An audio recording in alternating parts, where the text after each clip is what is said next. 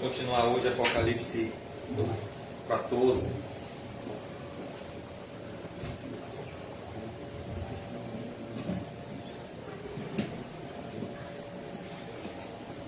Senhor Deus, nós te agradecemos por essa noite. Te agradecemos, Senhor, pela tua salvação em Cristo Jesus. Que o Senhor nos faça redescobrir a alegria do primeiro amor e de ser cristão. Senhor, que o Senhor possa criar em nós um desejo profundo de te conhecer por meio da tua palavra. Pois por mais que as circunstâncias fiquem desagradáveis, se o nosso coração estiver em ti, a tua palavra irá sempre nos consolar. Essa é a diferença, Pai Santo, do nosso sofrimento para o sofrimento dos ímpios. É que os ímpios recorrem a cisternas rotas que não retêm água. Mas nós temos diante de nós um manancial de águas vivas, o Senhor dos Exércitos. Que o Senhor possa suprir a nossa sede. Que o Senhor possa ser o nosso pão. Que o Senhor possa ser, Senhor, o maná no deserto dessa vida. Que o Senhor possa nos preencher e nos suprir.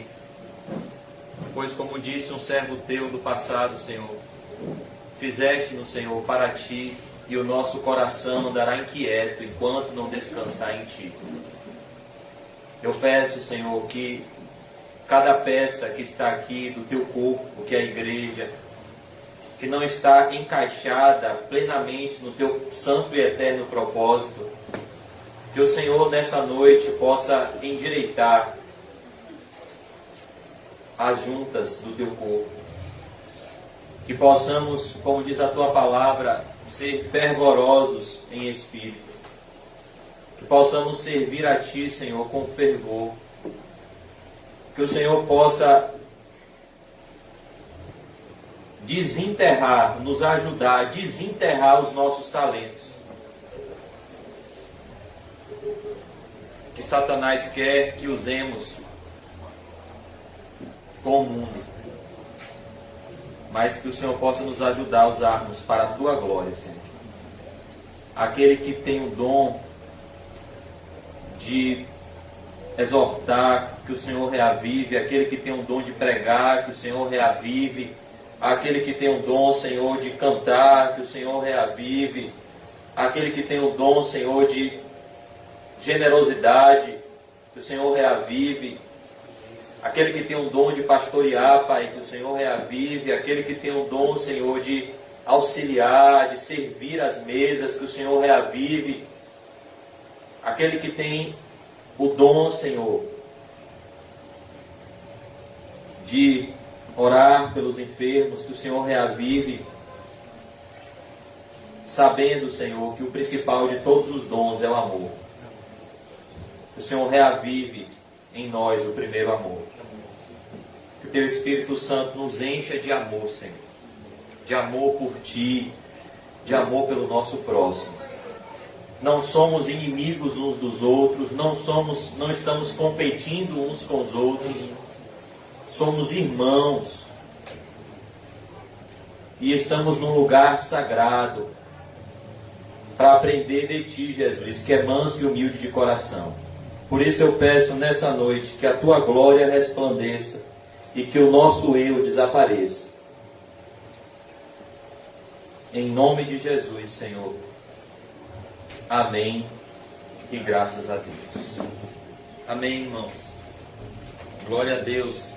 O título do nosso estudo de hoje é um título bem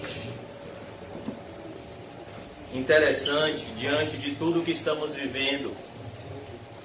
O título do nosso estudo de hoje é Cuidado com o mundanismo. Ele mata sorrateiramente. Mais uma vez eu vou repetir: cuidado com o mundanismo. Ele mata sorrateiramente.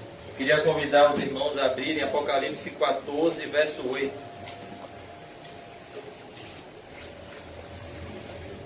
Apocalipse 14, versículo 8.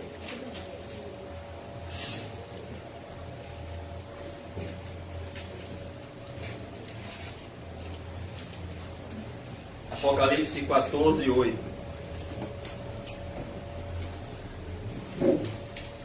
Na semana passada nós vimos a primeira voz do primeiro anjo voando no céu, mostrando o mandamento que todos nós temos de pregar o Evangelho a toda criatura.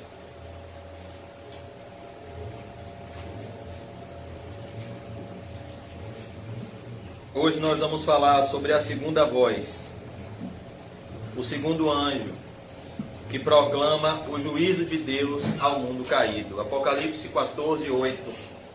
Vou fazer a leitura do verso 8 ao verso 12.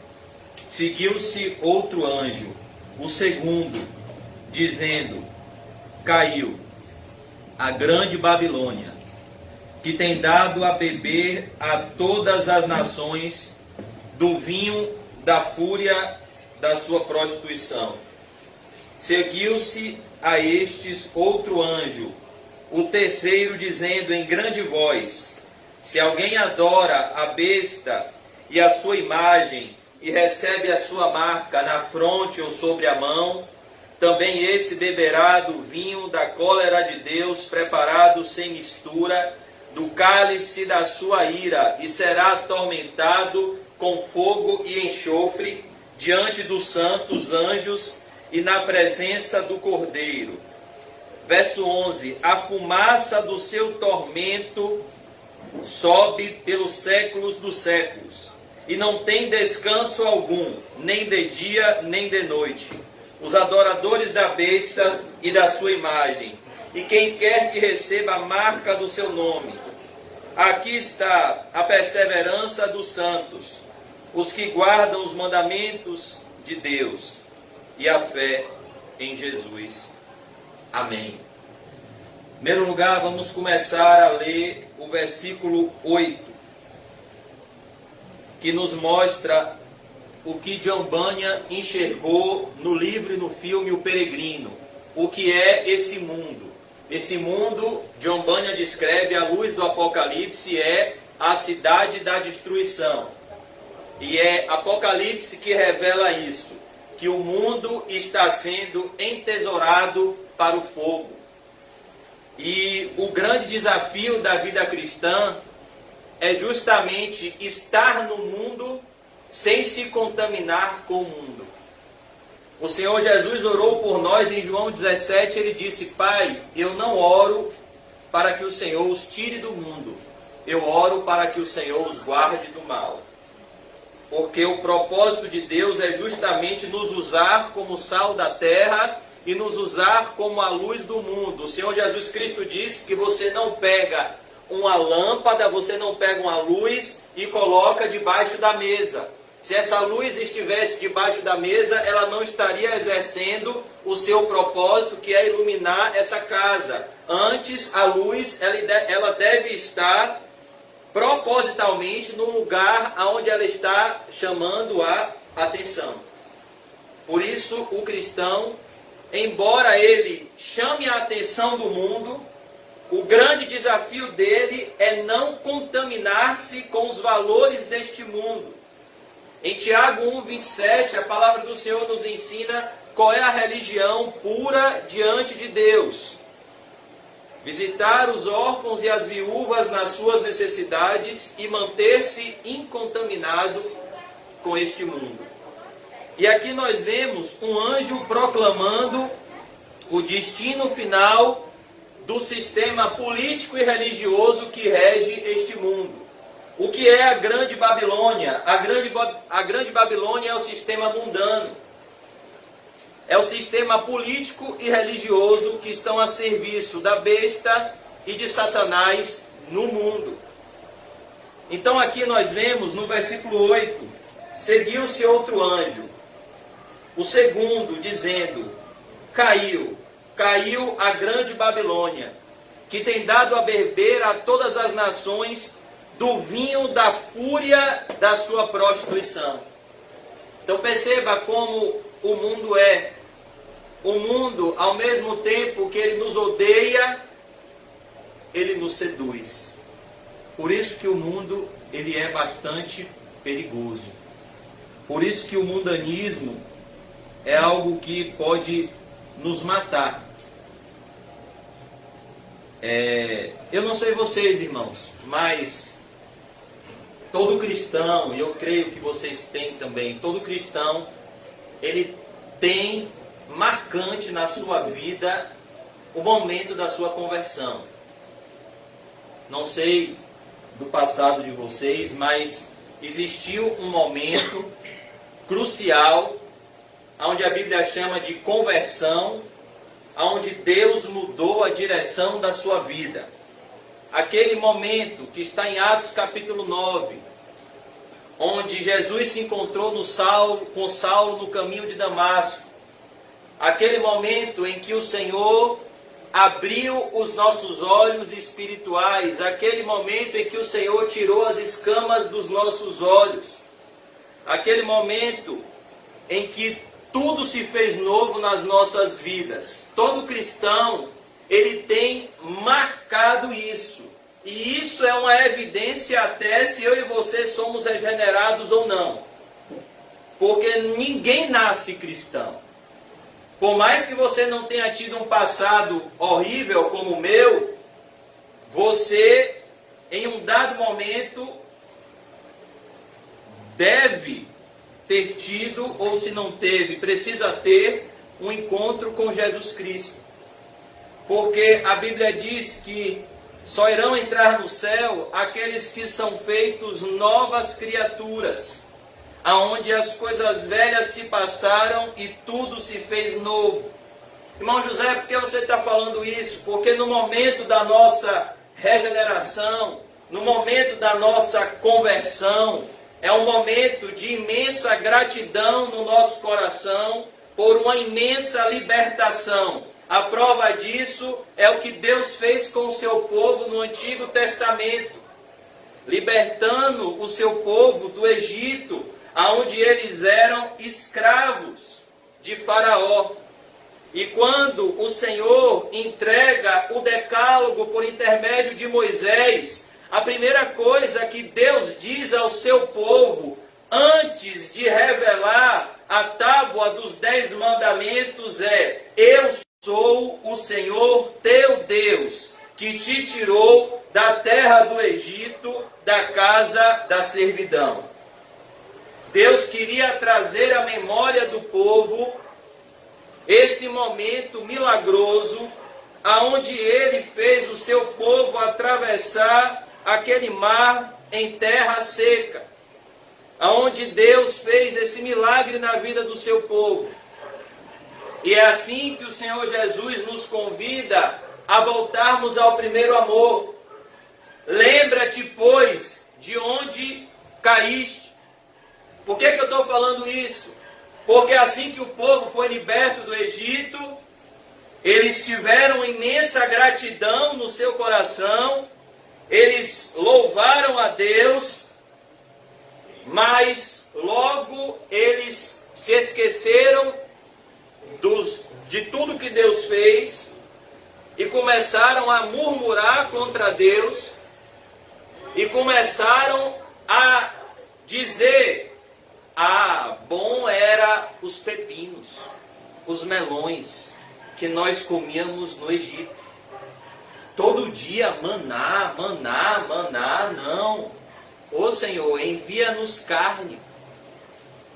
E Deus atendeu ao pedido desse povo, que estava insatisfeito, com saudade do mundo, com paixão, com paixões do mundo.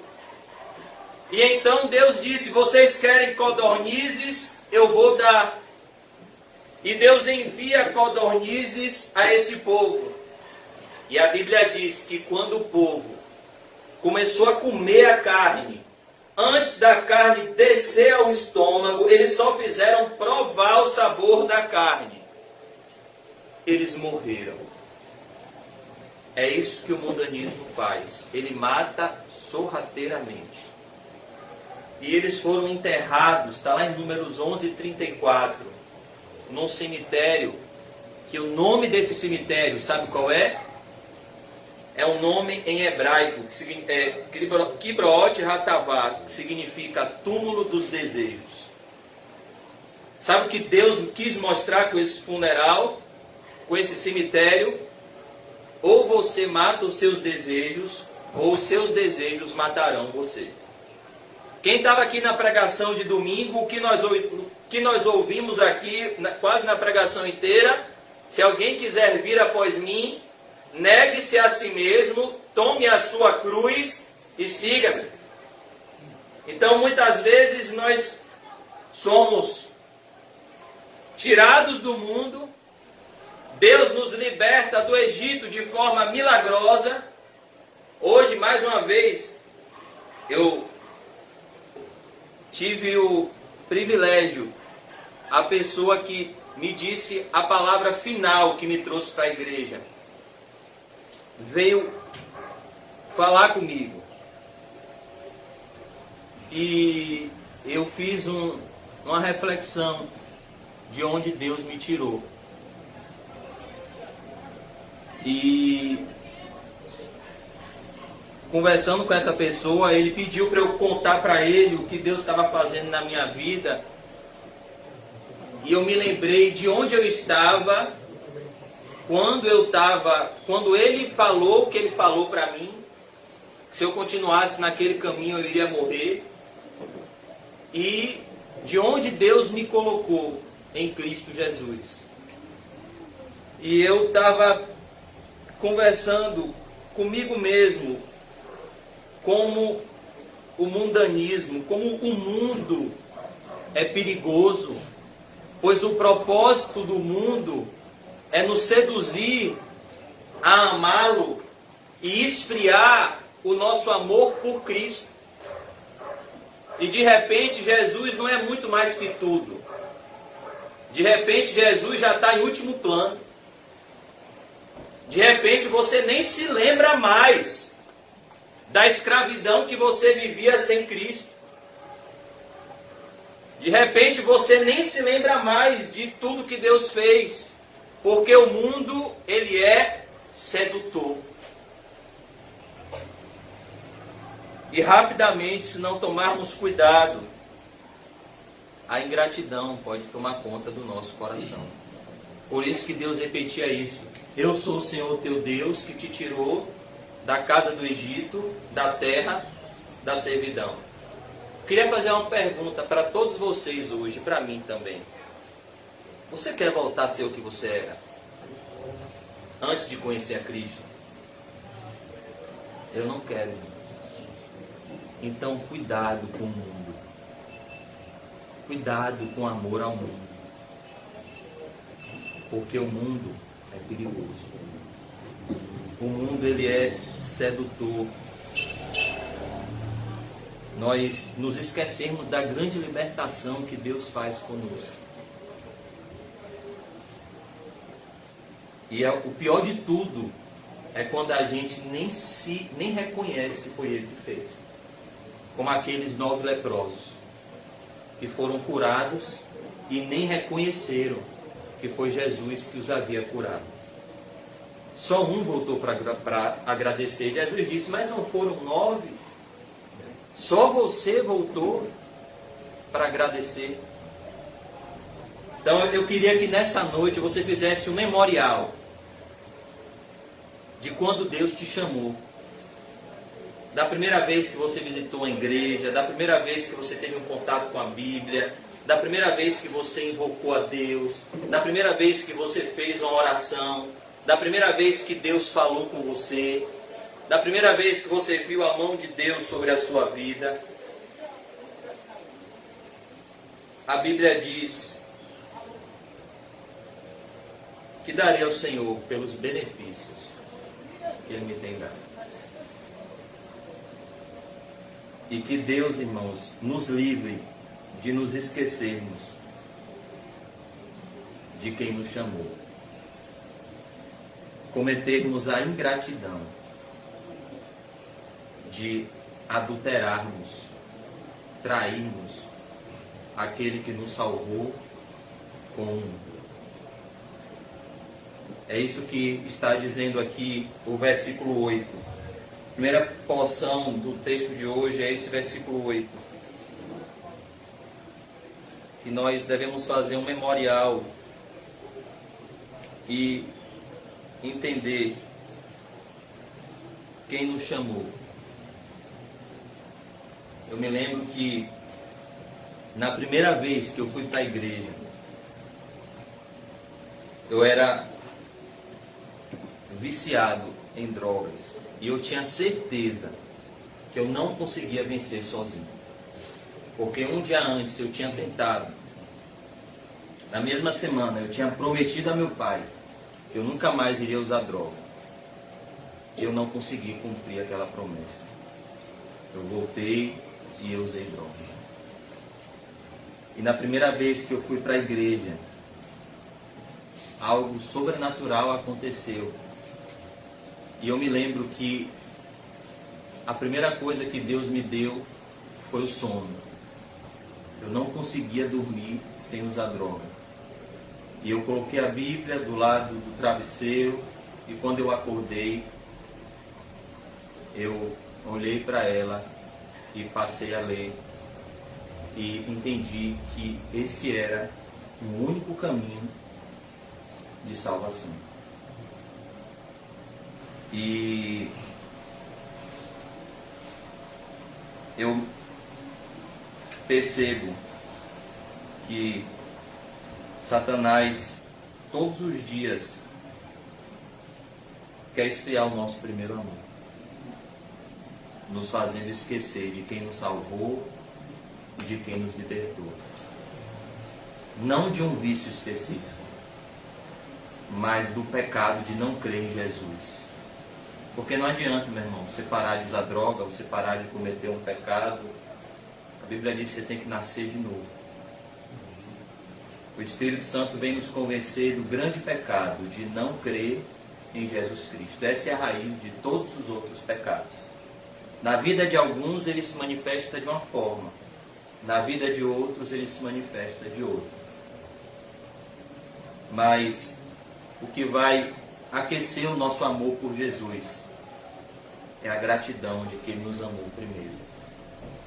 Nós estávamos mortos em delitos e pecados e Ele nos olhou e disse: haja luz, e houve luz.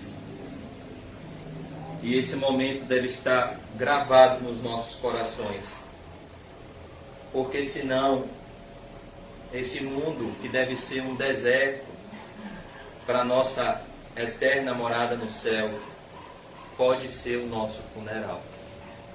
Por isso que o Senhor Jesus Cristo disse assim em Lucas 17:32: lembrai-vos da mulher de Ló. Cuidado, não olhe para trás. Você foi cortado, você foi comprado. É isso que diz a palavra santo. Você foi tirado para fora. Você não pertence mais a esse mundo. Você agora é uma nova criatura. Caiu. Olha que coisa, irmãos. Caiu a grande Babilônia. As falsas igrejas. Os grandes tronos. Os grandes impérios. As grandes nações. Elas irão cair. A Bíblia diz que a soberba precede a queda. A pompa de Edir Macedo vai cair. A pompa de R.R. Soares vai cair. A pompa desses falsos mestres irá cair. A pompa do anticristo. Como é o cântico do anticristo? Quem será como a besta? Vai cair. A pompa de Satanás vai cair. Os grandes governantes, os ricos, os poderosos, eles irão cair. Todo arrogante irá cair, porque a Bíblia diz que a soberba precede a queda. Caiu a grande Babilônia, que tem dado a beber a todas as nações do vinho da fúria da sua prostituição. Eu queria convidar os irmãos a abrirem em algumas passagens que nos mostra o perigo do mundanismo. A primeira delas é 1 João 2,15. Deixe marcado aqui em Apocalipse 14 e vamos para 1 João. 1 João 2,15.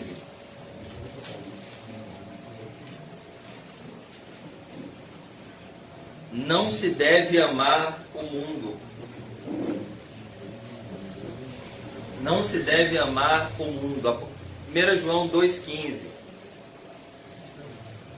É literalmente isso que o apóstolo João está falando. Mas aqui, a palavra original significa não recebais, não acolheis. Não acolha os valores desse mundo. Não ameis o mundo. Olha que coisa. O mundo, ele é apaixonante. O mundo, ele te faz amá-lo. O apóstolo Paulo disse que o amor ao dinheiro é a raiz de todos os males. O amor ao mundo está atrelado com o amor ao dinheiro, pois como usufruir dos prazeres do mundo sem dinheiro? Impossível. Não ameis o mundo. E entenda aqui mundo como a forma de pensar. Não é que a criação de Deus é má, mas a forma de pensar daqueles que regem esse mundo é diabólica. Não ameis o mundo nem as coisas que há no mundo, ou seja, tudo que o mundo produz. Se alguém amar o mundo, o amor do Pai não está nele. Porque Demas abandonou a Paulo?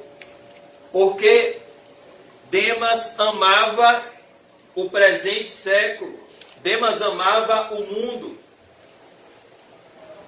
Porque tudo o que há no mundo, olha que coisa, tudo o que há no mundo, a concupiscência da carne, a concupiscência dos olhos e a soberba da vida não procede do Pai, mas procede do mundo. Olha que coisa, isso é tudo que há no mundo. Tudo que o mundo faz é atiçar os desejos da sua carne. Tudo que o mundo faz é atiçar o seu olhar para aquilo que é pecaminoso. O mundo só te mostra coisas más, a concupiscência dos olhos. O mundo te faz enxergar coisas más. E a soberba da vida. O mundo não quer que você dependa de Cristo. O mundo quer que você confie em você mesmo. Não procede do Pai, mas procede do mundo. Verso 17. Ora, o mundo passa, bem como a sua concupiscência. Olha que coisa. Todos esses desejos são transitórios. Ele passa. O mundo passa. Toda a glória humana passa. Toda a riqueza passa. Toda a beleza passa. Todas as concupiscências do mundo passam rapidamente. O que são 80, 90, 100 anos comparado com a eternidade? O mundo passa bem como a sua concupiscência. Aquele, porém, que faz a vontade de Deus permanece eternamente. Essa é a diferença de quem vive para o mundo e de quem vive para Deus. Quem vive para o mundo usufrui de prazeres transitórios do pecado e passa rapidamente. Quem vive para a glória de Deus vive eternamente. A Bíblia diz que o sangue de Abel clama até hoje. Por isso que nós vemos aqui, o mundo passa, bem como a sua concupiscência. Aquele, porém, que faz a vontade de Deus permanece eternamente. É por isso, irmãos, que nós não podemos mudar o discurso para agradar os ouvintes. Nós não podemos dizer que a Bíblia ensina que Deus vai satisfazer as suas concupiscências, porque não vai. A Bíblia ensina que você precisa fazer a vontade de Deus. E para isso você precisa nascer de novo. Vamos abrir em Tiago 4:4. Tiago 4, versículo 4. Tiago 4:4 fala também do mundanismo. Como o mundanismo ele é perigoso. Tiago 4, versículo 4. A Bíblia diz assim: infiéis. A ideia aqui é de pessoas que estão fazendo pedidos a Deus, mas esses pedidos não são para a glória de Deus, são para as suas próprias concupiscências. E a Bíblia diz em Gálatas 5:24: jamais satisfaça as concupiscências da sua carne. Mas aqui Tiago está dizendo que existem pessoas que se professam cristãs, que fazem pedidos a Deus para que Deus satisfaça os seus desejos carnais. E o pastor deu exemplo esses dias de que é como uma esposa pedir dinheiro para o seu marido para gastar com o seu amante. É essa a linguagem aqui de Tiago: infiéis. Não compreendeis que a amizade do mundo é inimiga de Deus? Ou seja, andar de mãos dadas com os valores desse mundo é quebrar a aliança que você fez com Deus. O que significa o batismo? Significa uma aliança. Você fez uma aliança com Deus. Você fez uma aliança semelhante à aliança do casamento, aonde como parte nesse noivado com Cristo, você não tem somente direitos, mas eu e você temos deveres. E o batismo é uma aliança de que nós morremos. É isso que significa o batismo, imersão. Você morreu e agora você é uma nova criatura.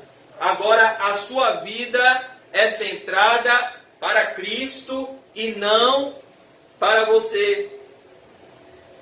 Infiéis, não compreendeis que a amizade do mundo é inimiga de Deus? Aquele, pois, que quiser ser amigo do mundo, aquele que quiser andar de mãos dadas com os valores desse mundo, aquele que quiser satisfazer as concupiscências deste mundo, constitui-se inimigo de Deus. Olha que coisa. Aquele que anda de mãos dadas com as concupiscências do mundo, concupiscência da carne, concupiscência dos olhos e soberba da vida, ele é, na verdade, um inimigo de Deus. Por isso que se tem algo que Deus não negocia, é a sua santidade. Os serafins clamam de dia e de noite: Santo, Santo, Santo é o Senhor dos exércitos, e toda a terra está cheia da sua glória. E sem santificação ninguém verá ao Senhor. Ou seja, aquele que pensa que irá chegar no céu de mãos dadas com os valores desse mundo, está muito enganado, porque vai chegar no céu e Jesus não vai dizer: vinde bendito do meu Pai. Jesus vai dizer: não, você amava o mundo. Você vivia para satisfazer as concupiscências da sua carne. Você vivia para satisfazer as concupiscências dos seus olhos. Você vivia para alimentar o seu ego. Você vivia para se encher da soberba da vida, para se sentir superior aos outros.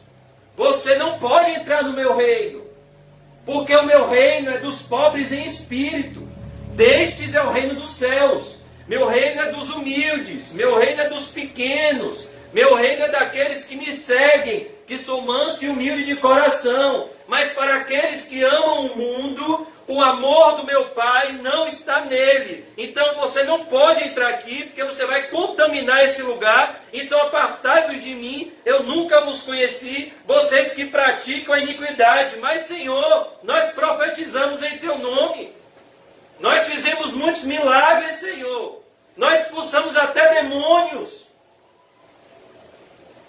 Nem todo aquele que me diz Senhor, Senhor, entrará no reino dos céus.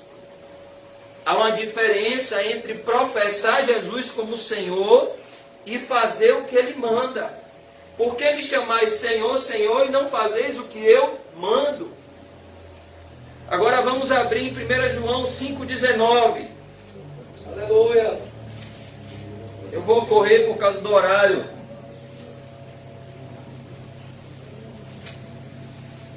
1 João 5,19.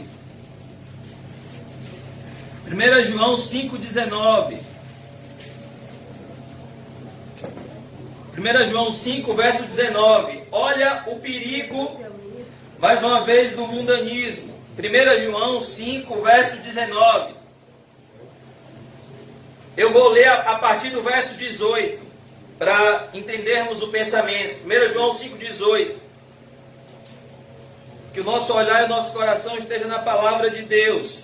Sabemos que todo aquele que é nascido de Deus não vive em pecado.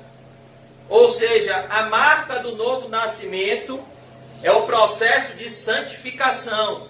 A marca que você entrou pela porta estreita é que você está no caminho apertado. Não é que o cristão não peca, não é que o cristão é perfeito, mas o cristão não se deleita no pecado.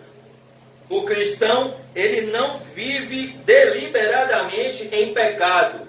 O pecado na vida do cristão é um acidente que rapidamente é corrigido ao olhar para Cristo com arrependimento e fé. É como, por exemplo, é toda vez que você dirige o carro que o pneu estoura? Não. Mas às vezes acontece um acidente. O pneu furou, a bateria acabou. Mas não é o normal. O normal é o carro, quando você bate a chave, ele ligar. A mesma coisa, o que João está dizendo aqui é, não é comum um cristão viver na prática do pecado, porque o que permanece nele é a divina semente, que é o Espírito Santo. Antes, aquele que nasceu de Deus, Deus o guarda, e o maligno não lhe toca. É isso que ele está falando aqui. Deus protege os seus. É esse o contexto do Salmo 91, que Satanás tentou perverter para que Jesus tentasse a Deus. O Salmo 91 diz que aquele que habita no esconderijo do Altíssimo, aquele que vive em obediência a Deus, à sombra do Onipotente descansará. Aquele que está vivendo em santificação, em temor e tremor, 1000 podem cair ao seu lado, 10.000 à sua direita, mas ele não será atingido, porque a proteção de Deus o guarda. Salmo 34:8 diz que os anjos do Senhor estão ao redor daqueles que o temem. Deus o guarda e o maligno não lhe toca. Só toca para nos abençoar. Agora, olha o verso 19. É onde eu queria chegar. Verso 19. Confira comigo. Sabemos que somos de Deus. Amém? Temos essa certeza? Amém? O Espírito Santo está dentro de você? Glória a Deus. O Espírito testifica com o nosso Espírito que somos filhos de Deus. O fruto do Espírito está aí. Então você é de Deus. Talvez o fruto do Espírito esteja como aquela fogueira que está se apagando. Mas ele está aí. Então vamos colocar brasa. Vamos ler a Bíblia. Vamos orar. Para que essa fogueira fique acesa e você seja cheio do Espírito Santo. Sabemos que somos de Deus. Agora ele vai fazer outra afirmação assustadora. João está dizendo para a igreja o seguinte: ao passo que nós somos de Deus, se preparem para meditar no tamanho do exército inimigo. Se prepare para se assustar, porque vocês são de Deus, amém. Mas olha o que ele diz: e que o mundo inteiro jaz no maligno. O que ele diz aqui é: não é uma parte do mundo, não é aquela, não, o mundo inteiro. O termo jazer é um termo usado em cemitério. Quando você vai num cemitério, tem lá: aqui jaz fulano de tal. O que o apóstolo João quer dizer aqui é: o mundo é composto por pessoas mortas em delitos e pecados que estão a serviço do maligno. Esse é o mundo em que nós vivemos. O mundo inteiro jaz no maligno. Agora vamos abrir em 2 Coríntios 4:4. Nós falamos na semana passada sobre essa passagem. 2 Coríntios 4:4. Nós falamos sobre essa passagem na semana passada, mas o melhor método de ensino é a repetição. 2 Coríntios 4:4. Vamos ver que esse mundo, esse século, ele tem um Deus. 2 Coríntios 4:4. Nos quais o Deus, aqui está Deus com D minúsculo, mostrando que essa geração que Jesus disse, uma geração adúltera e pecadora, essa geração serve a um Deus, nos quais o Deus deste século cegou o entendimento dos incrédulos. Quem é o Deus deste século? Satanás. Perceba como Satanás tem influência. Cegou o entendimento dos incrédulos, para que eles não resplandeça a luz do Evangelho da glória de Cristo, o qual é a imagem de Deus. Então você olha e lê que o mundo jaz no maligno. O mundo inteiro jaz no maligno. Você olha e vê que Satanás é o Deus deste século. Depois você lê em Efésios 2 que ele é o espírito que agora opera nos filhos da desobediência. E então você entende a seriedade da vida cristã. Como nós estamos num campo minado, aonde qualquer passo pode ser muito perigoso. Porque que onde você acha que Jesus estava pensando? Ele que enxerga o mundo espiritual, enxergava o mundo espiritual com olhos visíveis, porque ele é Deus. Aonde você acha que Jesus estava pensando quando ele disse assim, em Mateus 10:16, eis que vos envio como ovelhas no meio de lobos. Ele estava pensando nessas realidades aqui. Que Satanás é o Deus deste século, que ele é o espírito que agora opera nos filhos da desobediência, que o mundo inteiro está sob a influência do maligno. Então ele disse, vocês são ovelhas no meio de lobos, sejam prudentes como as serpentes e simples como as pombas. Agora vamos concluir em Romanos 12:2. Romanos 12:2 diz assim: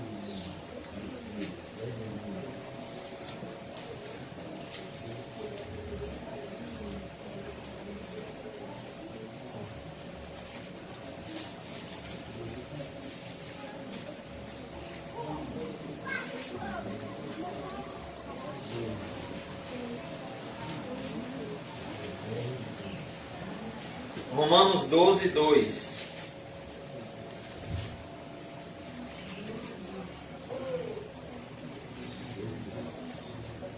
O propósito da pregação de hoje é também fazer com que você volte a se familiarizar com a Bíblia. Glória a Deus. Para que quando chegar em casa você volte a ler alma. Em nome de Jesus. Como diz Deus a Ezequiel, come o rolo. Comer a palavra de Deus. Romanos 12:2 diz assim: e não vos conformeis. O que Paulo está dizendo aqui é: não tome a forma, não se amolde. O mundo tem um padrão, você não precisa atingir esse padrão. Não, você precisa ter uma casa própria, você precisa ter um plano de saúde, você precisa andar com roupa de marca, você precisa morar num bairro nobre, você precisa ter um bom carro, você precisa ter isso, você precisa ter aquilo, você precisa ter aquilo outro. É isso que o mundo quer colocar no meio do seu coração, para que o tempo passe e você nem se lembre que você tem uma alma. E se enverede no que Jesus disse: de que adianta um homem ganhar o mundo inteiro e perder a sua alma? E entre no caminho daquele homem que no último dia dele, Jesus disse: louco, essa noite pedirei a tua alma. Que tens preparado e para quem será? É isso que o mundo quer fazer comigo e com você. J.C. Wilde tem uma frase que diz: o diabo quer convencer você que é muito cedo para servir a Deus. Não, deixa trabalhar. Não, vai resolver suas coisas. E amanhã ele quer te convencer que é muito tarde para servir a Deus. Ele quer dizer: não, agora não dá mais tempo. Então cuidado com o mundo. Você não precisa do que o mundo diz que você precisa. Você precisa do que Deus diz que você precisa. E Deus diz que você precisa desesperadamente do Espírito Santo. Isso você precisa. Porque no seu leito de morte, o que vai fazer a diferença, se você vai para o inferno, se você vai para o céu, meu irmão e minha irmã, é se você tem o Espírito Santo. Ai daquele que estiver aqui, a começar de mim, que chegar no leito de morte sem o Espírito Santo. Eu não desejo isso nem para o meu pior inimigo. Quanto mais para os meus amigos e irmãos.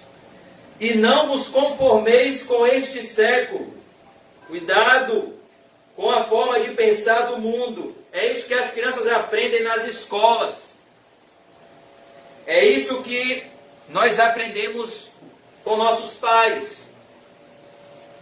Na TV, nas faculdades. Que você deve buscar a sua melhora. Quando na verdade Jesus disse que nós devemos ajuntar tesouros no céu. E nessa caminhada de ajuntar tesouros no céu, o que Ele quiser acrescentar, Ele vai acrescentar. Mas transformai-vos. Olha o que Ele diz. Você nasce deformado pelo pecado. Mas existe uma forma de você voltar à forma que Deus lhe criou, que é a sua própria glória, a glória de Deus. Mas transformai-os, ou seja, expulse esses pensamentos diabólicos, expulse essa forma de pensar do mundo, de que você precisa de riqueza, de que você precisa de abundância. Como foi que Jesus nos ensinou a orar, irmãos? O carro nosso de cada dia nos dai hoje? Foi assim que Ele ensinou? A camisa de marca nossa de cada dia nos dai hoje? O apartamento nosso de cada dia nos dai hoje? Foi assim que Ele nos ensinou a orar? A moto nossa de cada dia nos dai hoje? Não. O pão nosso de cada dia nos dai hoje.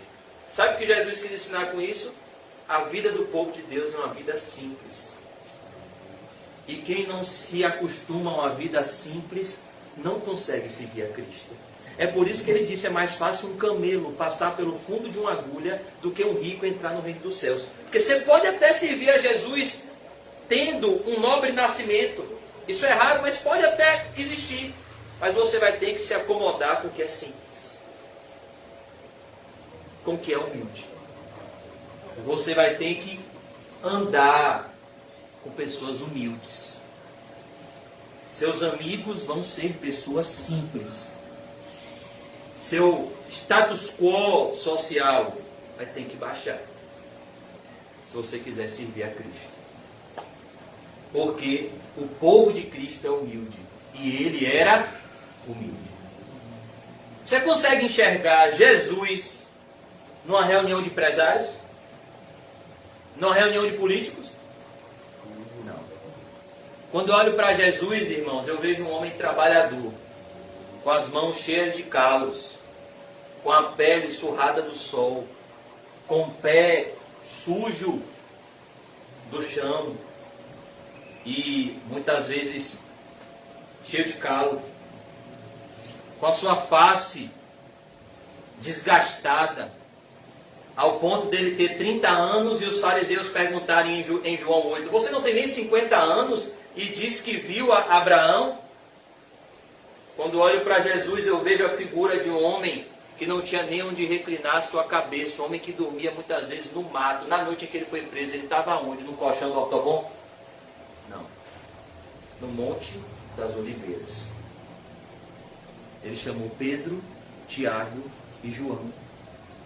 Chamou-os para uma caminhada em amor e subiu o Monte das Oliveiras. E lá ele fez a mais profunda oração da história da humanidade. Pai, se possível, afaste de mim esse cálice, mas que não seja feito da minha vontade, mas a tua. Então, para seguir a Jesus, nós temos que nos despir dos valores desse mundo e abraçar os valores da palavra de Deus.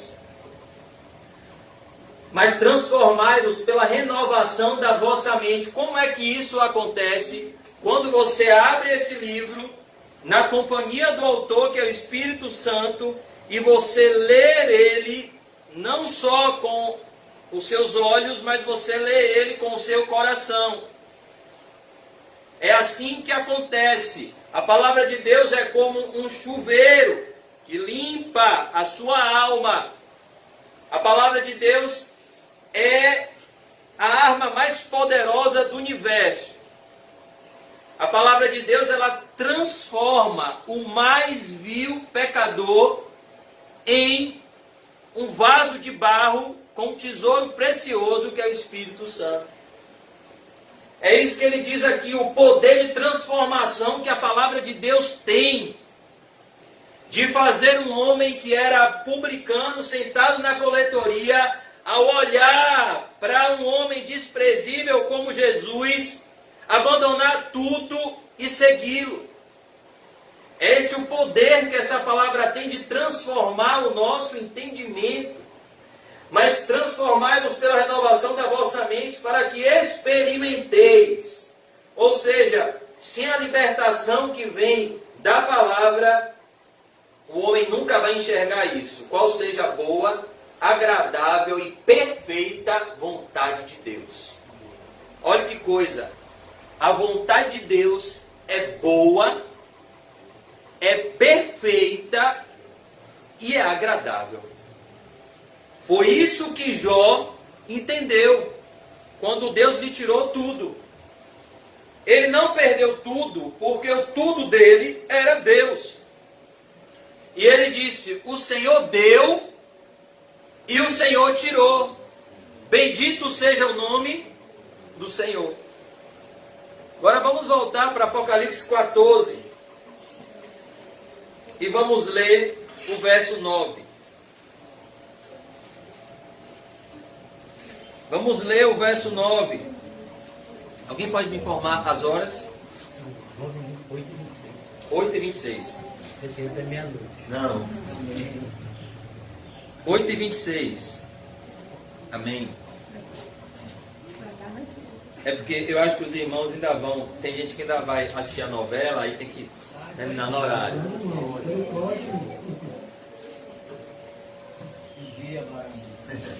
Vamos orar.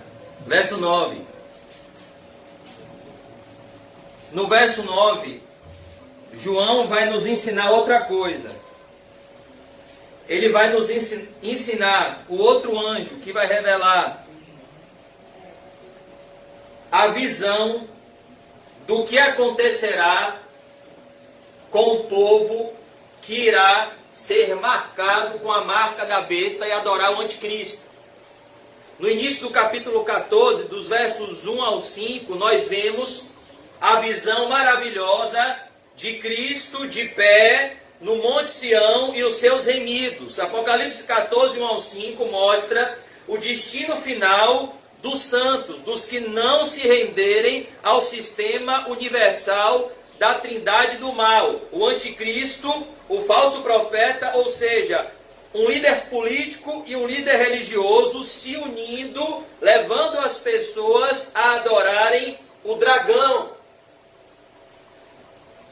E as pessoas que não se dobrarem a esse sistema vão muitas vezes ser mortas, mas elas vão acordar no céu. Aqui agora no verso 9, nós vemos o destino daqueles que vão usufruir da paz temporal e da prosperidade que o anticristo irá trazer. Daqueles que irão apostatar da fé, negar a Cristo e vão proclamar: o anticristo é o Senhor. Vão adorar a imagem da besta, vão poder comprar, vender, vão poder viver uma vida digna aos olhos humanos. E aqui João vê o destino deles, verso 9. Aqui no verso 9, irmãos, nós vemos um outro cálculo que nós devemos fazer. Jesus nos ensina a fazermos os cálculos para segui-lo. Marcos 8,34 nos ensina esse cálculo. Ele diz: negue-se a si mesmo, tome a sua cruz e siga-me, porque todo aquele que tentar salvar a sua vida, perdê-la-á. Mas aquele que perder a sua vida por amor de mim e do Evangelho, achá-la-á. Aí talvez ao ouvir essas palavras, como você ouviu domingo, você pense: rapaz, isso é muito duro. Negar a mim mesmo, tomar a minha cruz, seguir a Jesus, abrir mão da minha própria vida. Mas aqui Apocalipse 14, 9 vai nos ensinar um novo cálculo a ser feito, que é o cálculo reverso. Calcule agora, pronto, você já calculou, vai ser duro seguir a Cristo. Agora calcule agora o preço de não seguir a Cristo. Você precisa fazer esse cálculo também. Foi esse cálculo que Pedro fez quando Jesus perguntou: vocês também não querem ir embora? Então Pedro disse: mas para quem nós iremos, se só o Senhor tem palavras de vida eterna?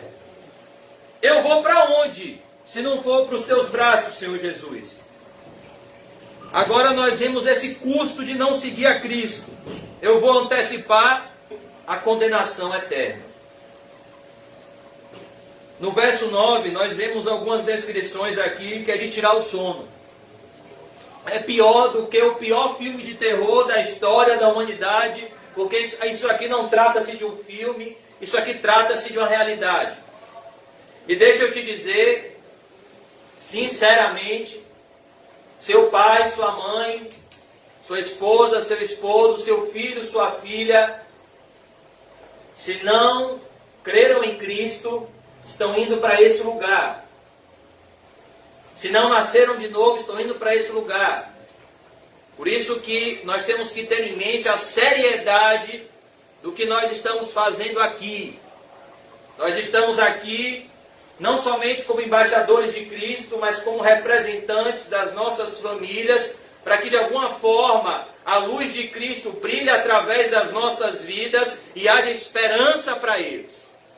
Como exemplo da mãe de Agostinho, que foi canonizada erroneamente, mas conhecida como Santa Mônica, que orou 30 anos pela conversão dele até ele se converter. Porque ela sabia que se Agostinho morresse no pecado, ele iria acordar nesse lugar.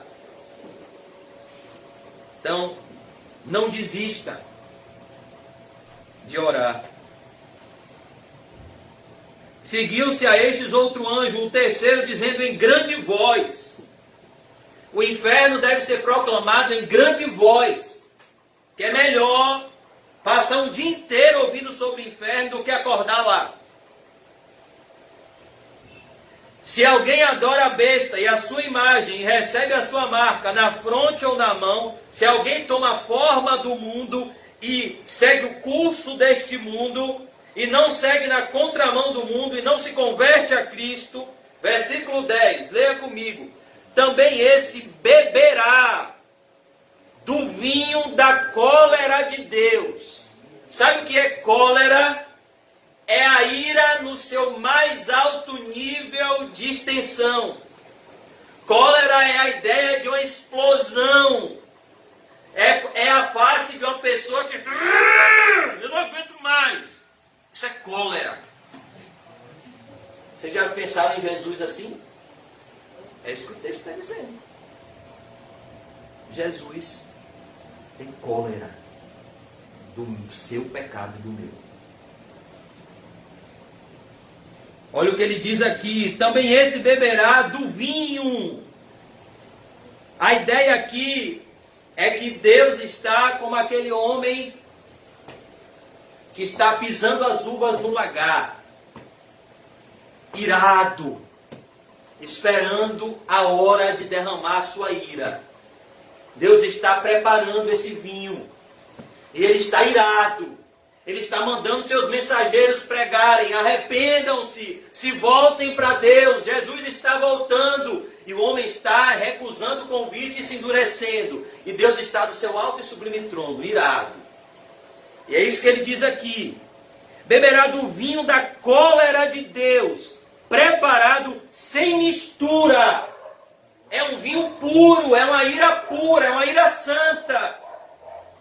Do cálice da sua ira. E será atormentado com fogo e enxofre. Os irmãos estão lendo na Bíblia isso? Para não achar que sou eu que estou falando da minha mente.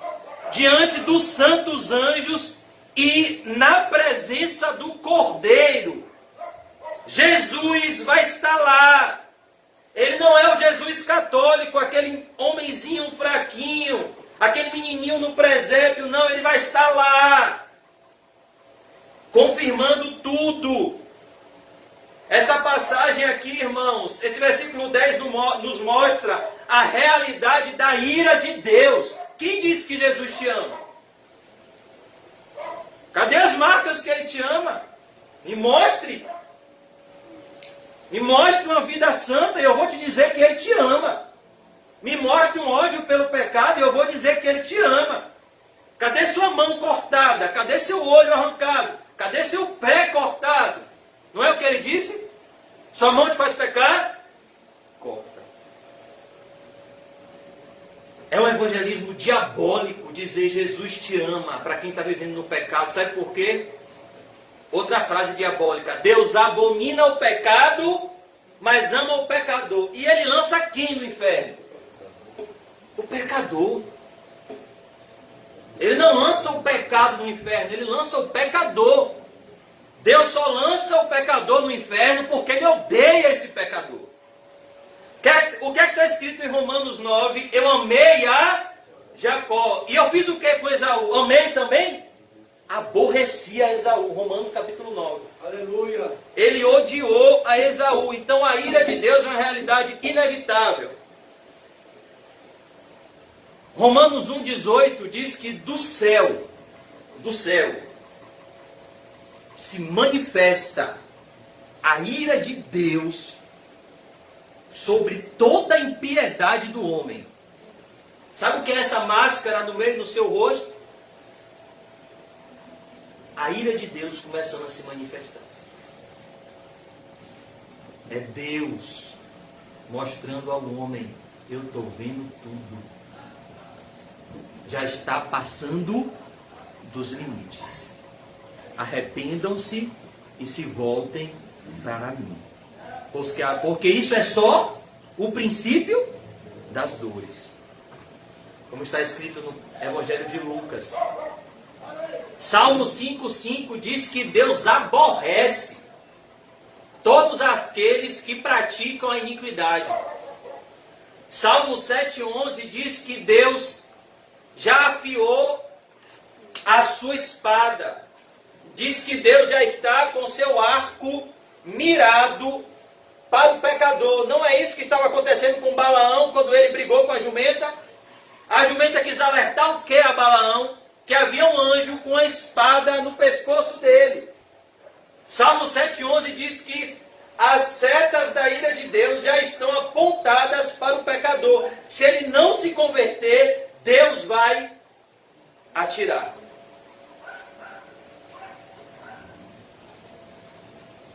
O motivo da morte é só uma desculpa. Quem determina o dia da nossa morte é Deus. João 3,36 diz assim, é o mesmo capítulo que tem João 3,16. Mas a gente gosta de João 3,16 e esquece de João 3,36. Aquele que crê no Filho tem a vida eterna. Aquele que não crê no Filho não verá a vida, mas sobre ele permanece, tempo presente, a ira de Deus. João 3,18 diz, o que crê não será julgado, mas o que não crê já está condenado. Então como é que você pode estar pregando uma mensagem que vem do trono de Deus, dizendo Jesus te ama, para uma pessoa que no tribunal de Deus já está condenada se não se arrepender? Jesus nunca mandou a gente dizer que ele ama as pessoas. A mensagem que ele mandou que a igreja pregasse foi: arrependei-vos, o reino dos céus está próximo. Glória a Deus. Produzam frutos dignos de arrependimento. Frutos dignos de arrependimento. Efésios 5,6 diz assim: ninguém vos engane com palavras vãs. O que é uma palavra vã? É uma palavra que não tem valor algum para Deus. São os falsos mestres que dizem paz, paz, onde não há paz. Uma palavra vã é uma palavra vazia. Não traz impacto. Porque a ira de Deus está sobre os filhos da desobediência. A ira de Deus está sobre os filhos da desobediência. Vocês perceberam por que o cristão em tudo é atribulado? Porque todo cristão tem um desespero santo. Não só pela sua salvação, mas pela salvação do seu próximo. Porque Deus é fogo consumidor. Verso 11. Vamos ler agora o verso 11. A fumaça do seu tormento sobe pelos séculos dos séculos. Aqui nós vemos uma realidade, a realidade do inferno. E nós vemos uma realidade, a temporariedade do inferno. Leia comigo de novo o verso 11. A fumaça do seu tormento sobe pelos séculos dos séculos. Quanto tempo durará o inferno? O que significa séculos dos séculos? Nunca mais terá fim. Quem acorda no inferno nunca mais vai sair de lá. Todos os consolos da providência de Deus que recaem sobre justos e injustos serão tirados. Os entes queridos serão tirados. A medicina será tirada. Os remédios serão tirados. Os amigos serão tirados. Séculos dos séculos. O que é a eternidade? Você já parou para pensar nisso? O que é a eternidade? O irmão Paulinho se depara com pessoas que se encontram com a eternidade todos os dias. A eternidade é uma esfera de tempo que jamais terá fim. Então não tenha pressa de ir embora. Tenha calma e se arrependa e olhe para Cristo quanto antes. Porque se esse culto é mais um culto, ou está sendo monótono para você, talvez você esteja indo para o inferno. Sabe por quê? Você vai fazer o que no céu? Se o culto é um lugar que você quer que acabe e depois você vai embora. Se o lugar mais perto do céu na terra é a igreja, o que é que você vai fazer no céu?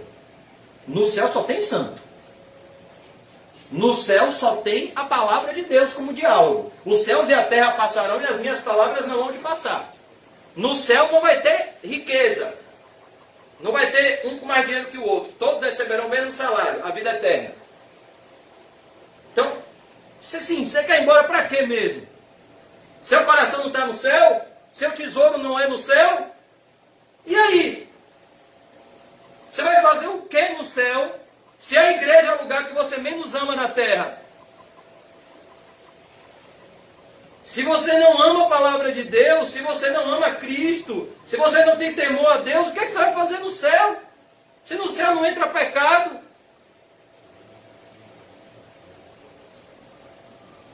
O inferno é real. E o inferno é eterno. Já parou para pensar nisso? Nessa palavra eterno. Tem pessoas que passam um longo tempo dentro de uma prisão aqui na terra. 10 anos, 20 anos, 30 anos. E eu conversei com uma pessoa que uma vez ficou presa, que ela disse, rapaz, o dia não passa.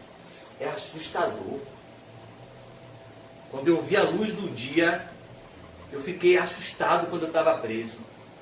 Meu irmão, mas pelo menos um dia você saiu. O inferno não. É uma prisão. E a pessoa vai ficar gritando, quando é que o dia vai chegar? Quando é que essa escuridão vai acabar? Quando é que esse fogo vai parar de queimar? Quando é que esse cheiro de enxofre vai parar? Cadê? Meu Deus, eu quero um remédio. Ira do Cordeiro. Não tem remédio. Não tem consolo. Não tem Doflex. Não tem Anador. Não tem ibuprofeno. Não tem nenhum consolo.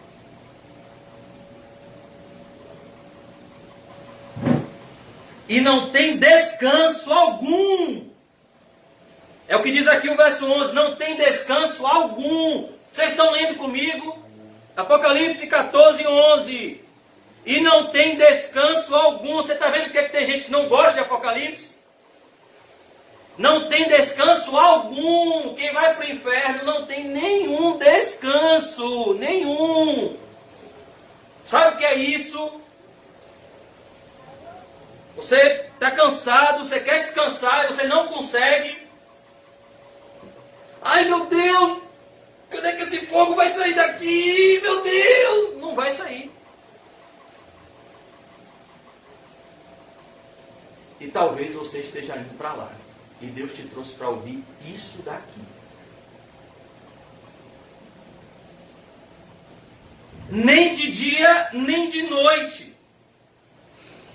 Tem essa diferença, dia e noite. Agora é tudo um só dia. Trevas. Não tem mais luz. A luz agora está na Nova Jerusalém, que o Cordeiro é a lâmpada. Não tem mais luz. Não tem dia nem noite. Os adoradores da besta e da sua imagem, e quem quer que receba a marca do seu nome, todos aqueles que se prostrarem ao anticristo, todos aqueles que seguirem o curso deste mundo, todos aqueles que não se converterem a Cristo e que amam o mundo, irão para o inferno. E eu não estou me excluindo disso. A Bíblia diz em Mateus 10, 28. Mateus 10, 28. Eu não vou pedir aos irmãos para abrirem por causa do horário. Mas em Mateus 10, 28, o próprio Senhor Jesus Cristo disse assim: não temais aqueles que matam o corpo e depois não pode fazer mais nada. Uma vez uma pessoa ficou me ameaçando, parecendo que ia me assaltar, e eu falei isso. Eu não tenho medo. Eu tenho medo de Deus. Que além de me matar e te matar, pode te lançar no inferno. E a pessoa foi embora. Não temais aqueles que matam o corpo e depois não podem fazer mais nada. Tema antes aquele que, além de matar o corpo, tem o poder de lançar a alma no inferno. A esse Deus deveis temer. Você entendeu por que Salomão disse que o temor a Deus é o princípio da sabedoria?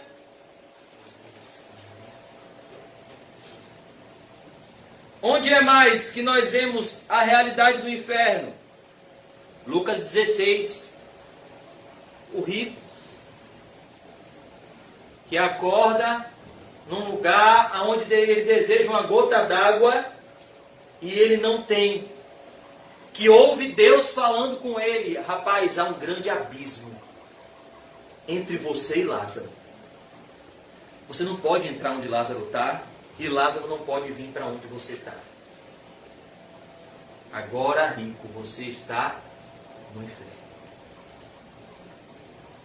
O inferno é real. Olhe, eu vou dar só algumas características do inferno reais. Em primeiro lugar, o inferno é um lugar onde há trevas. Então, se imagine nesse lugar. Trevas.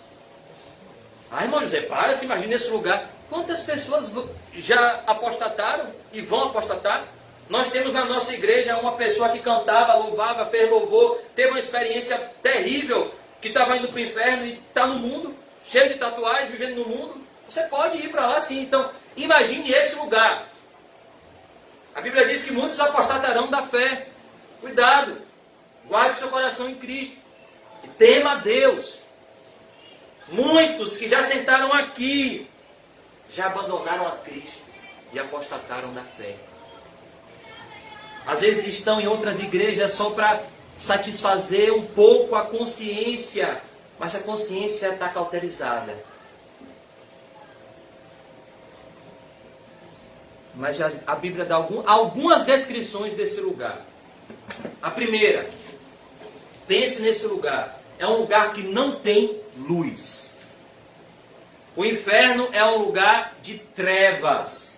A Bíblia diz que ele é um lugar onde tem trevas. Primeira característica do inferno. O ímpio, ele morre.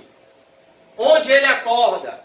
Quem é o ímpio? Aquele que morreu na prática da impiedade, que não se arrependeu, que não creu. Um exemplo, o ladrão da esquerda. O ladrão da direita creu, não foi? O ladrão da esquerda não. Aonde ele acordou? Judas, Demas, todos esses. Num lugar onde não tem luz. Trevas. Segunda característica. Um lugar aonde tem muito fogo. A Bíblia chama o inferno de lago de fogo. Um lugar onde a pessoa, além de não ver luz, sente ardentes queimaduras. Queimadura de 3º grau, de 1º grau, de 2º grau. E o fogo começa a arder. E a ferida começa a se abrir. Outra característica do inferno, o odor. A pessoa, além de estar num lugar de luz, sem luz, com trevas, com fogo, a pessoa... enxofre. Que cheiro horrível!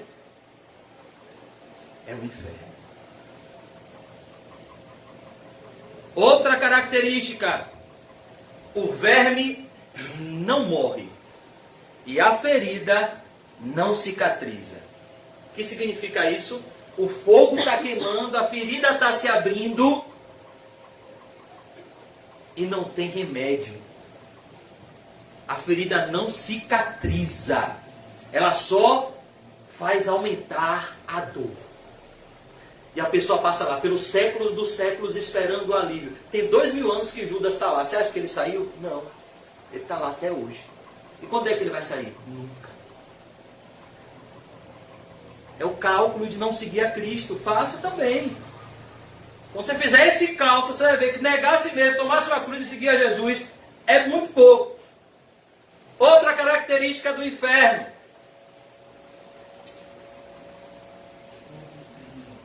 O inferno é um lugar aonde haverá lágrimas e ódio.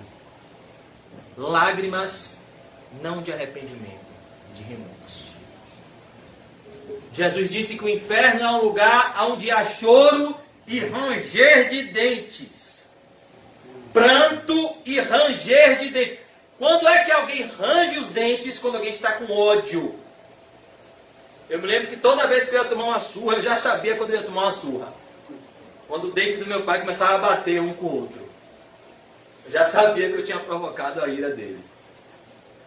Quem vai para o inferno é porque nunca conheceu a Deus. E a Bíblia diz que aquele que não ama, não conhece a Deus, porque Deus é amor.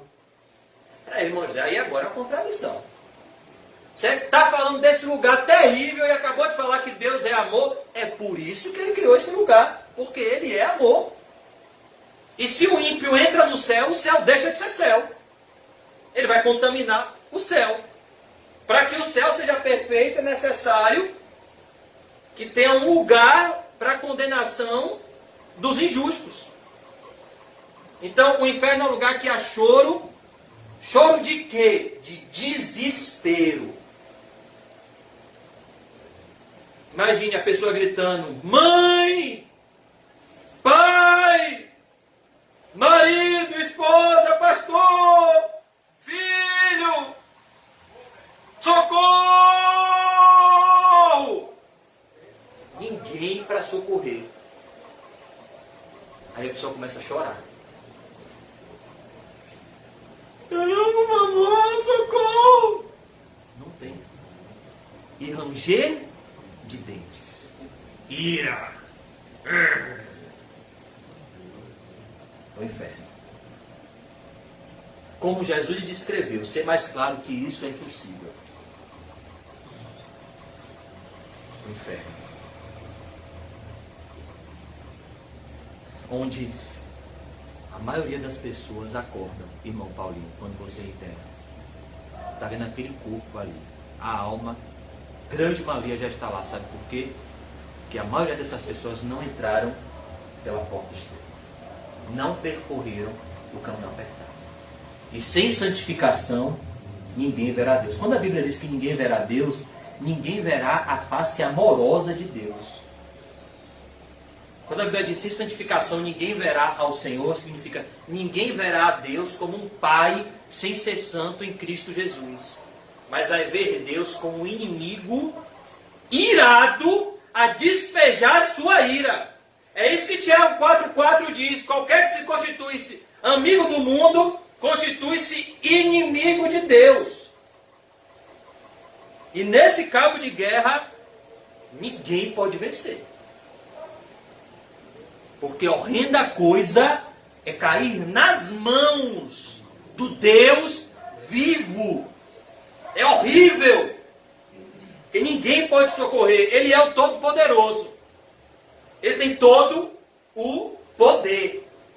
Ele destrói o diabo com o sopro da sua boca. Para concluir, irmãos, aqui está a perseverança dos santos, os que guardam os mandamentos de Deus e a fé em Jesus. É por isso que os cristãos perseveram, porque a eternidade está diante dos seus olhos. Agora eu queria concluir passando por algumas passagens. Irmão José, você falou do inferno, da temporariedade do inferno, ele é eterno, jamais terá fim. Deu algumas características dele. Agora eu quero que você me diga quem irá para lá. Quem irá para esse lugar? Vamos abrir em 1 Coríntios 5:11. E vamos concluir hoje vendo quem vai para esse lugar. Quem vai morrer e acordar nesse lugar? 1 Coríntios 5:11. O apóstolo Paulo está mostrando que existem pessoas que se apresentam como cristãs, mas vivem como ímpios. E esse é o pior ser humano. É o que, usando o nome de Deus, vive como ímpio. É o falso cristão.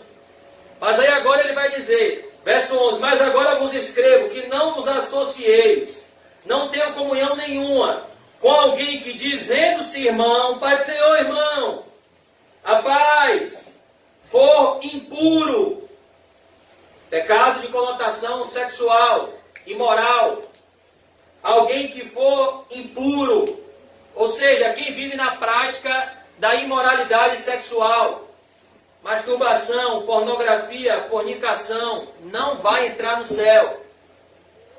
A única forma do homem se relacionar de forma santa é dentro do matrimônio. Então, quem vive na prática da imoralidade sexual e morre, acorda onde? No inferno. Por isso que o Senhor Jesus Cristo disse, seu olho te faz pecar, corta. Sua mão te faz pecar, arranca. Ou avarento, amor, apego a bens materiais. Quem ama o dinheiro, quem dá prioridade ao dinheiro, quem vive para o dinheiro, quem serve ao dinheiro. Ou idólatra, quem tem outros deuses no seu coração, a não ser Cristo.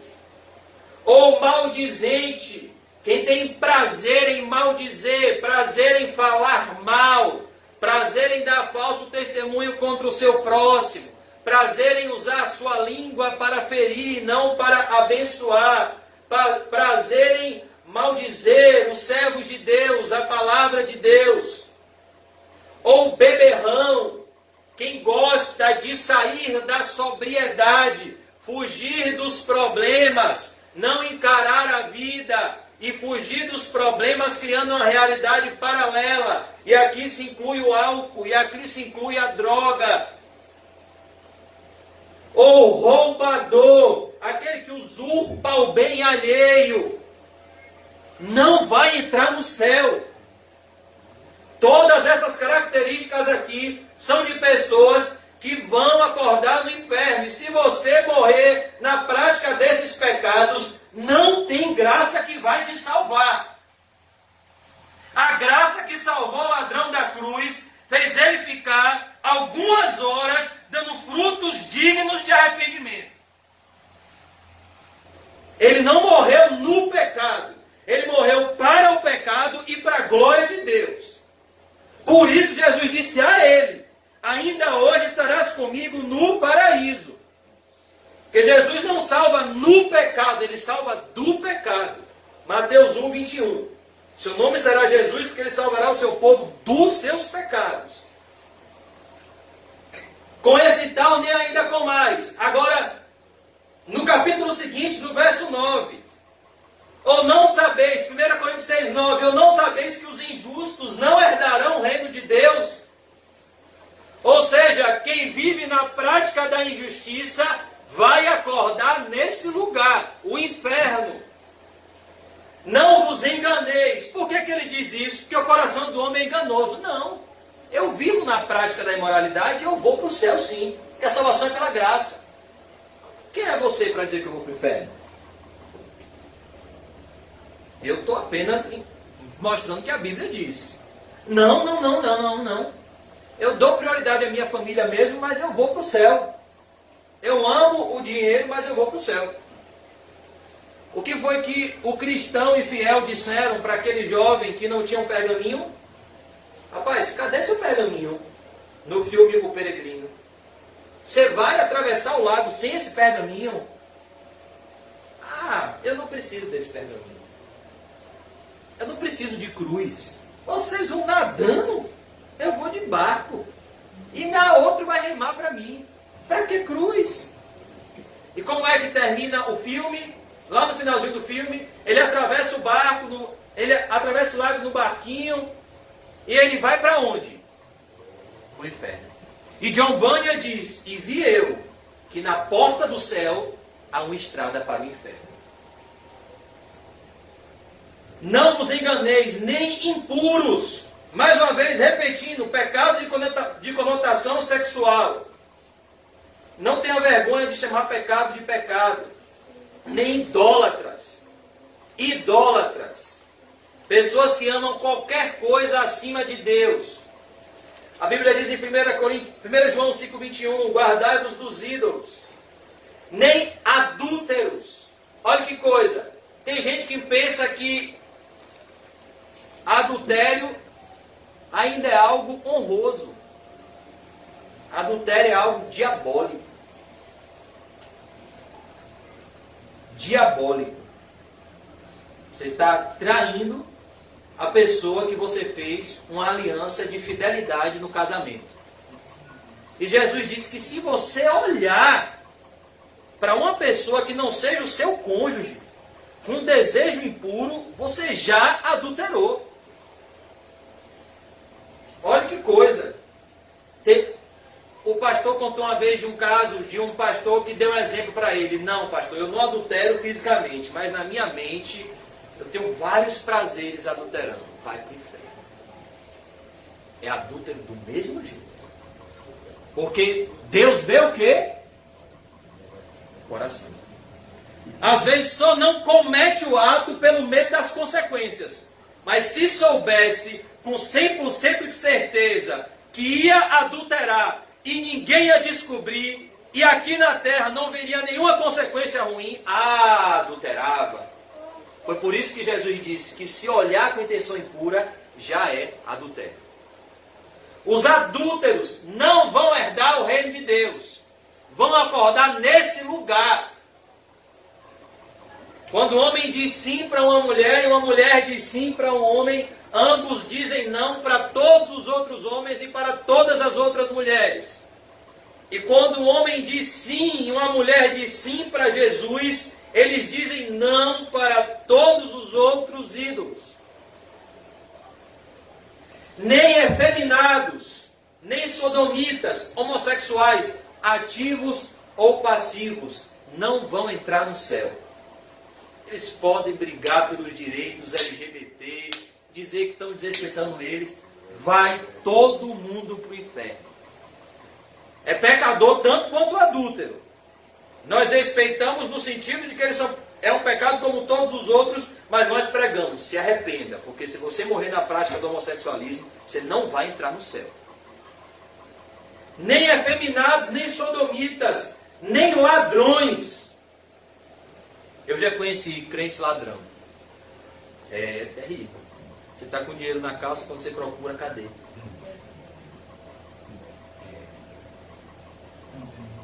Crente ladrão. Vai acordar onde?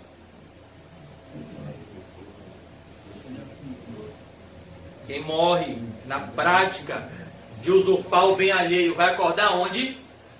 No inferno. A pessoa que estava roubando e a polícia matou, acorda onde? No inferno. Aí pensa, rapaz, que loucura. Minha vida estava tão boa e eu não sabia. Ladrões, nem avarentos. Perceba como tem características aqui que se repetem. Nem avarentos, não se apegue a bens materiais. A vida de um homem não consiste na abundância dos bens que ele possui. Ajuntem tesouros no céu. Onde está o seu tesouro, ali está o seu coração. O amor ao dinheiro é a raiz de todos os males. Olha que coisa, nem avarentos. Tem gente que vai dizer, oh, mas era um homem tão bom. Pagava minhas contas, dava o meu dízimo. Oh, era fiel à minha esposa. Mas era avarento. O rico da parábola era um homem religioso ou um homem do mundo? Um homem religioso. Mas ele era avarento. Por isso ele era rico, porque toda riqueza é fruto de avareza. Se você tem sobrando demais, é porque tem alguém faltando demais. Não é o que diz Paulo aos Coríntios? O que colheu muito, não tenha sobrando. O que colheu pouco, não tenha sobrando. E em tudo não tenha faltando. E em tudo haja igualdade. Vou nada. Por uma igreja assim, está repreendido. Eu vou para uma igreja que só tenha rico. Que eu vou, somar mais ainda. Uma igreja que tem necessitado, ou não. Vai acordar onde? No inferno. Não, Jesus, eu ia para o templo, eu cantava louvores. Avarento. Fé. Nem bêbados, nem maldizentes, nem roubadores, ele repete, herdarão o reino de Deus. A gente já está concluindo, irmãos, mas você precisa saber de algumas características de quem vai para o inferno. Tem mais. Apocalipse 21, 8. Eu já vou concluir em nome de Jesus. Almas. Apocalipse 21, 8.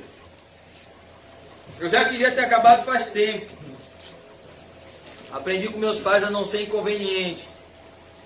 Mas já vai acabar. Apocalipse 21, 8.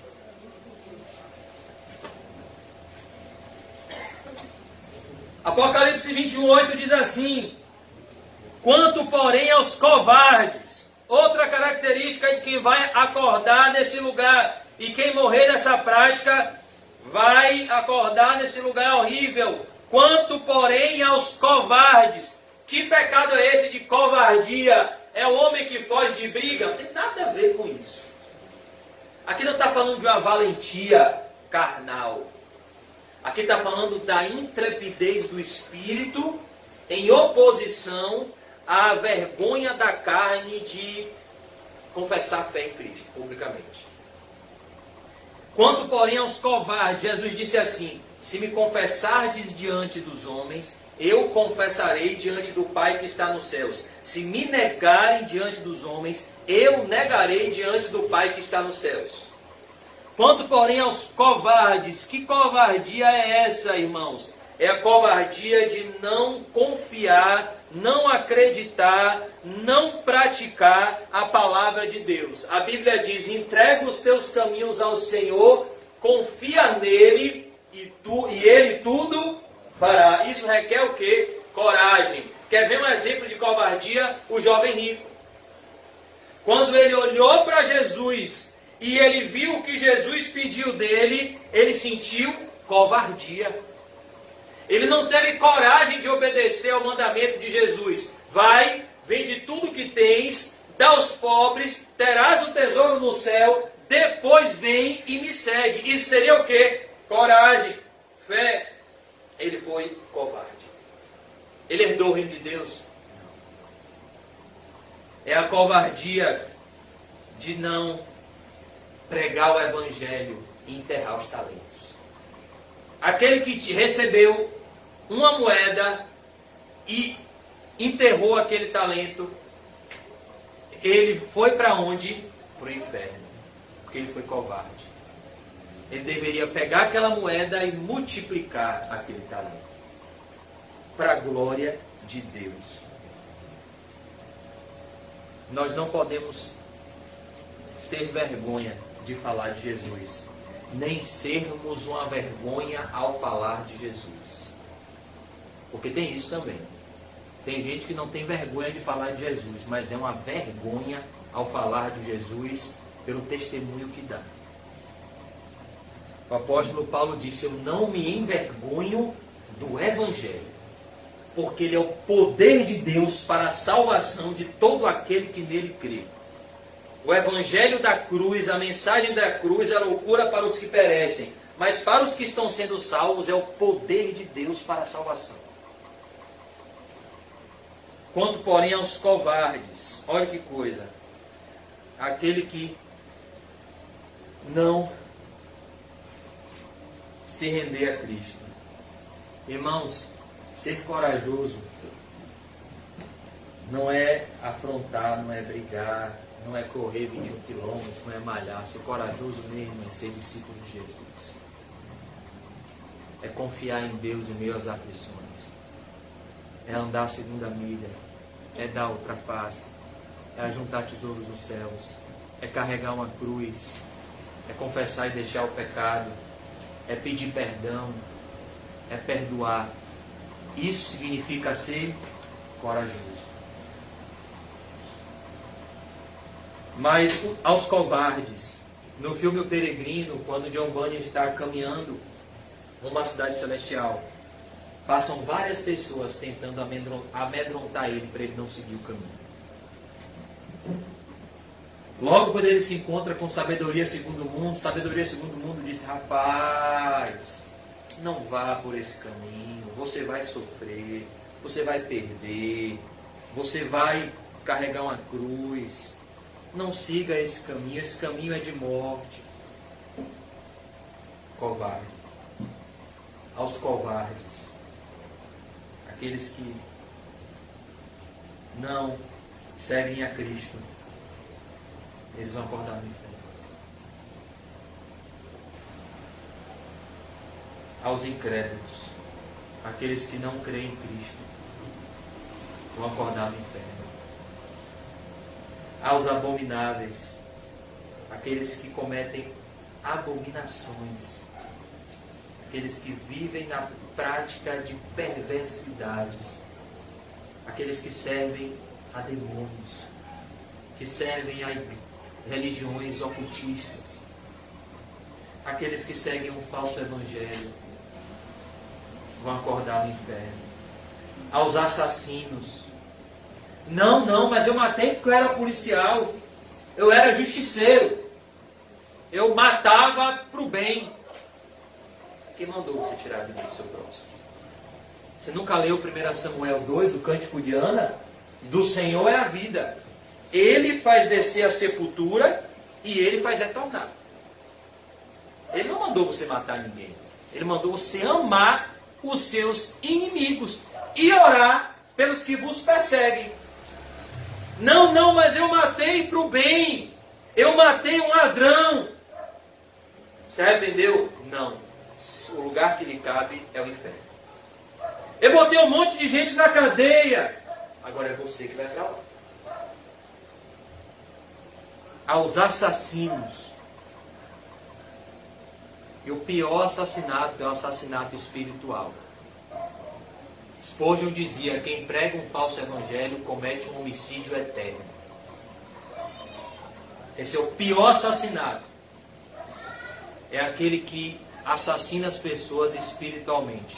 O pior assassinato era o que fazia Ofni e Finéias, que eram filhos de Belial e sacerdotes do Deus Jeová. Eles usavam o privilégio religioso para seduzir mulheres. Eles pegavam as ofertas, as carnes que deveriam ser sacrificadas e comiam. Eles não ouviam a exortação de Eli. Eles eram filhos do diabo. Eles cometiam assassinato espiritual. Imagine quem olhava para esses dois jovens que se apresentavam como sacerdotes. Rapaz, o sacerdote estava lá se prostituindo. O sacerdote estava no templo. A Bíblia diz, muitos de vós não se apressem em ser mestres, sabendo que vão padecer duplo juízo. Duplo juízo. Então, é a maior responsabilidade do mundo. Abriu a Bíblia, pregar a palavra de Deus. Porque a mesma palavra que salva, condena. A mesma palavra que dá vida, ela mata. Se for pregada de forma incorreta. Aos impuros, repetindo, aqueles que vivem na prática da impureza sexual, aos feiticeiros, aqueles que vivem na prática da rebelião, da falsa religião, aos idólatras, aqueles que amam outros deuses, e a todos os mentirosos. Não, mas eu menti para o bem. Não, mas eu menti porque sabe como é? Eu estava pressionado. Se eu falasse a verdade, eu ia me complicar, ia gerar problema. Rapaz, não, Jesus vai entender a minha mentira. Não vai não. Não vai não. Não existe mentira para o bem. Na boca do cristão só deve sair verdade. Seja, porém, o vosso falar sim, sim, não, não. O que passar disso é de procedência maligna. A parte que lhes cabe será no lago que arde, com fogo e enxofre, a saber, a segunda morte. Agora, na próxima página, para a gente concluir, o verso 15. De fora ficam os cães. Apocalipse 22:15, os cães. Quem são os cães? Aqueles que se revoltam contra a palavra de Deus. Quem já entregou um folheto, já tentou falar de Jesus para uma pessoa e a pessoa tratou de forma grosseira? Uma vez uma pessoa falou para mim: rapaz, eu sou ateu, sai daqui, sai daqui, sai daqui. Eles são os cães, são aqueles que agem de forma revoltosa a palavra de Deus. Os cães ficarão de fora. Os feiticeiros, aqueles que praticam falsa religião, ficarão de fora. Mais uma vez, os impuros. Quase todas as passagens que falam do inferno, está isso daqui, os impuros. Os assassinos. E antes que você pense, não, eu não sou assassino. Jesus disse que se você se irar sem motivo contra o seu irmão, você já assassinou ele. Que às vezes a gente pensa que o assassinato é só tirar a vida do próximo. O assassinato começa no coração. Quando a pessoa começa a nutrir ódio daquela pessoa. Os idólatras. Aqueles que não amam a Deus de todo o coração. E todo aquele que ama e pratica a mentira. Os fariseus praticavam a mentira. Por isso Jesus disse em João 8,44 que eles eram filhos do diabo. Pois eles diziam uma coisa e praticavam outra. Aqui Apocalipse mostra que a mentira não está só no falar. A mentira está no viver. Tomar conta de ti mesmo e da doutrina. Assim salvarás a ti mesmo e aos ouvintes. Sabe por quê, irmãos, que eu estou falando isso? Porque se eu preguei isso aqui para vocês, e eu vivo em alguma dessas práticas que eu falei aqui, daqueles que vão para o inferno, eu sou mentiroso. Eu estou falando uma coisa e estou praticando o quê? A mentira. É isso que ele está dizendo aqui. Tem aquele que ama a mentira, ele não fala a mentira no contexto do convívio social, mas ele pratica a mentira no contexto de não viver aquilo que ele acredita. É o que a Bíblia diz lá em Tiago: não sejais somente ouvintes, mas praticantes da palavra de Deus. Se eu sei que se eu colidir com o carro em 200 km por hora, nessa parede eu vou morrer, eu vou fazer isso?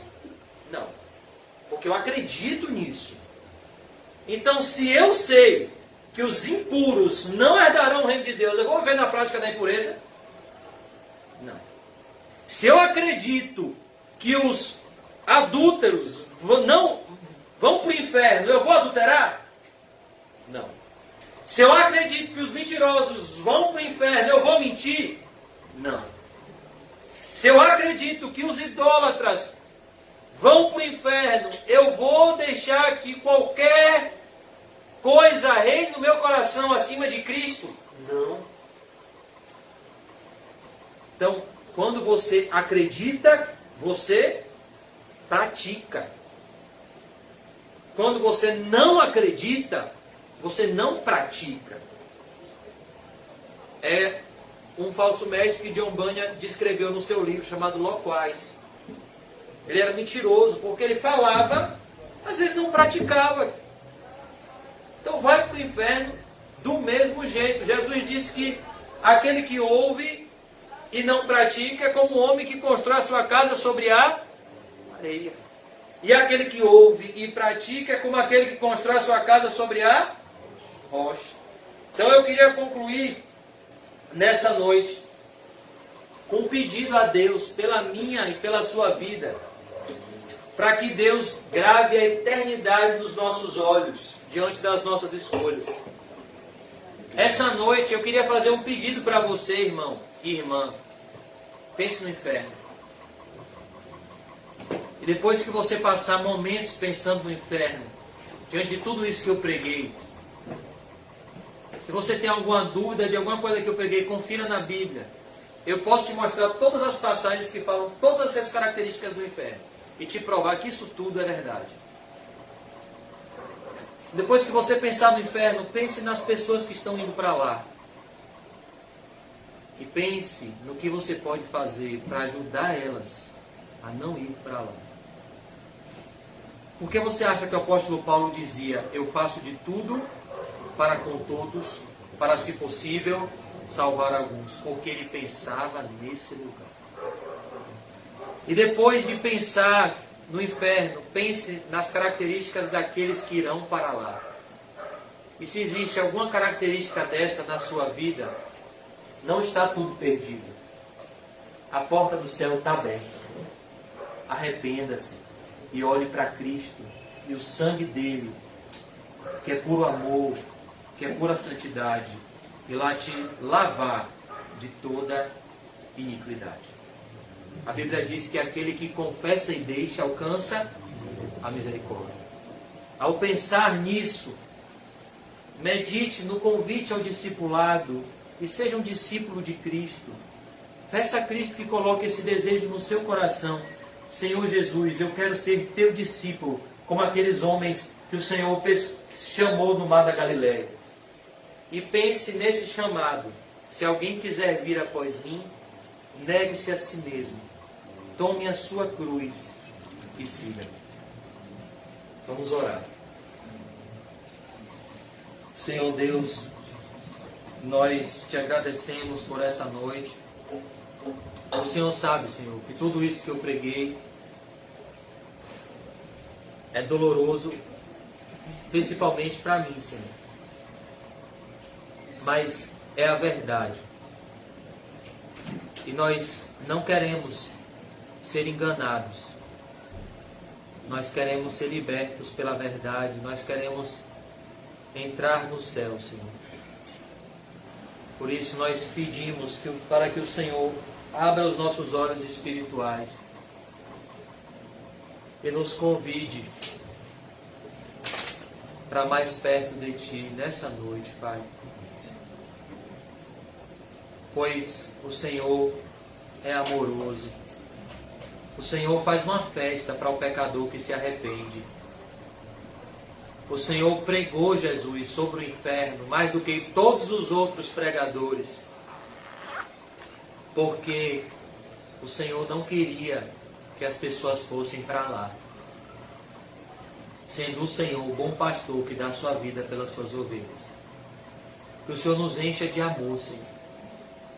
Pois sem amor tudo é inútil. Que o Teu amor, Jesus, nos constrange a viver para a Tua glória. Que o Teu amor, Senhor, nos constranja a nos arrependermos. Pois sabemos, Senhor, sabemos